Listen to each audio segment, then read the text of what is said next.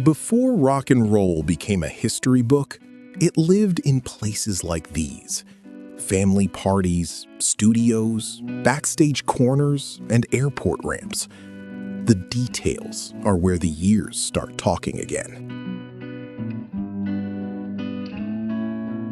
On March 8, 1958, John Lennon, Paul McCartney, and George Harrison played at a McCartney family wedding reception in Liverpool. Paul's brother Mike took the picture. George had only just turned 15, and the family later described it as possibly one of his first appearances with the Quarrymen. They were still years away from becoming the Beatles. James Brown stands beside his private jet in 1967, and the aircraft's name says plenty: James Brown Enterprises.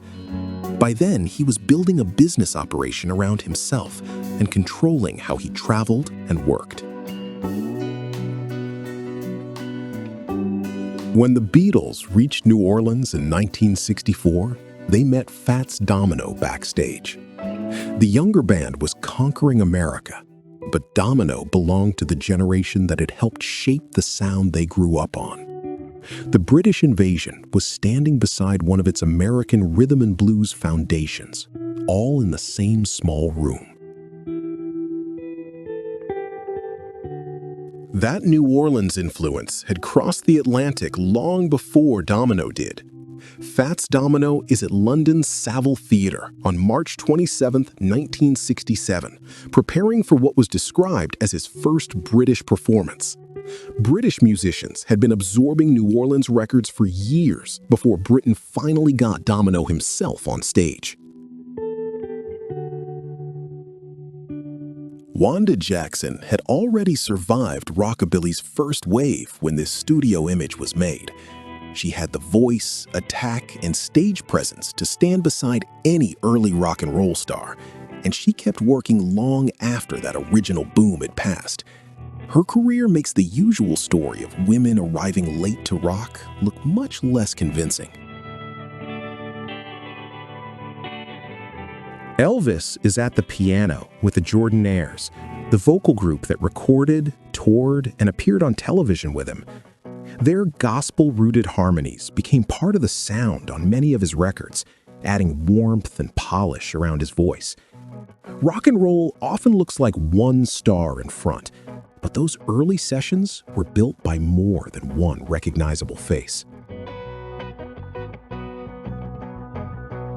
From harmony to distortion, early rock could change shape fast.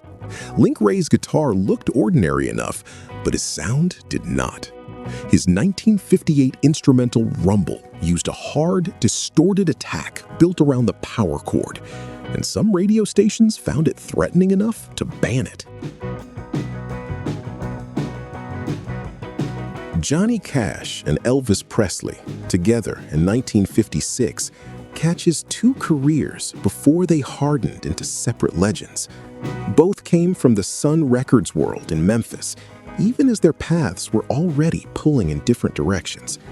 Elvis was becoming a national phenomenon, while Cash was building the stripped-down style that would define him. The Everly Brothers are usually remembered with guitars and matching suits, not Marine Corps sweatshirts. Don and Phil served in the U.S. Marine Corps Reserve in 1961 and 1962, going through basic training in San Diego. Their pop careers did not disappear, but the interruption was real. For two enormous stars, military service briefly replaced stage routines with regulation haircuts and uniforms. Buddy Holly never looked dangerous in the obvious way. The glasses, neat clothes, and quiet expression hid how modern his working method was. He wrote songs, led his own group, and helped establish the idea of a self-contained rock band. That model would become standard long after his own career ended. Bill Haley looks almost too conventional for the revolution attached to him. This television still comes from the period when rock around the clock was pushing rock and roll into the American mainstream. Haley never fit the later rebel image, but his record helped open the door before most of rock's bigger myths had formed.